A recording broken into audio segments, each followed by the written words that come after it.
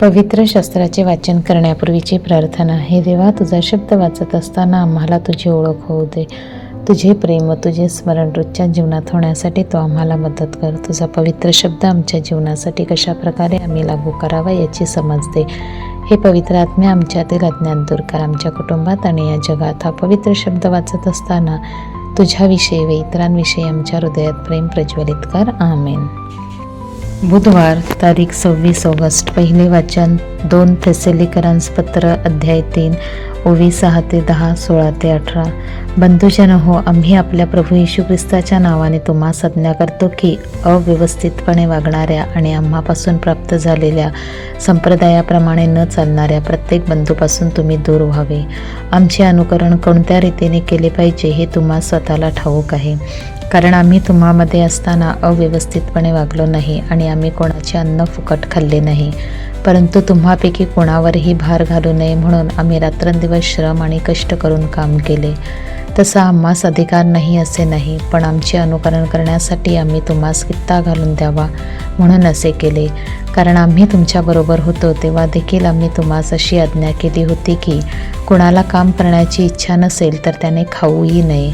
शांतीचा प्रभू हा सर्व काळ सर्व प्रकारे तुम्हाला शांती देवो.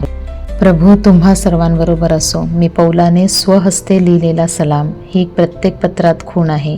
मी अशा रीतीने लिहित असतो. आपला प्रभू येशू ख्रिस्त ह्याची कृपा तुम्हा सर्वांबरोबर असो. हा प्रभूचा शब्द. देवाला धन्यवाद. प्रतिसाद स्तोत्र. जे परमेश्वराचे भय धरतात ते धन्य. शुभवर्तमान. मत्ते अध्याय 23 ओवी 27 ते 32.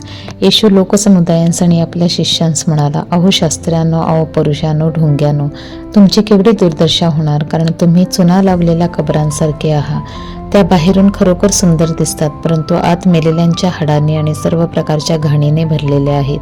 तसे तुम्हीही बाहेरून लोकांना नीतिमान दिसता, परंतु आत ढोंगाने आणि अनीतीने भरलेले आहात.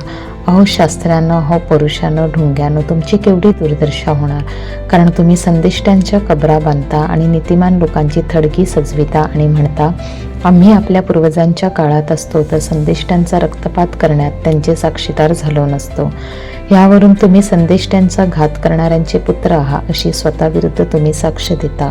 तेव्हा आपल्या पूर्वजांचे माप भरा. प्रभूचे शुभवर्तमान. हे ख्रिस्ता तुझी स्तुती असो. चिंतन.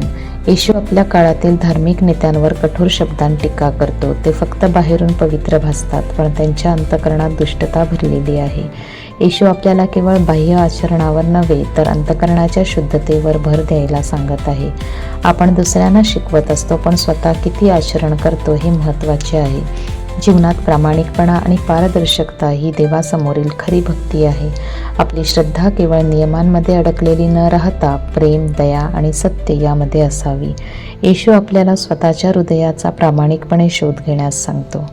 प्रार्थना. प्रभू, माझे हृदय तुझ्यासमोर नेहमी शुद्ध आणि प्रामाणिक ठेव.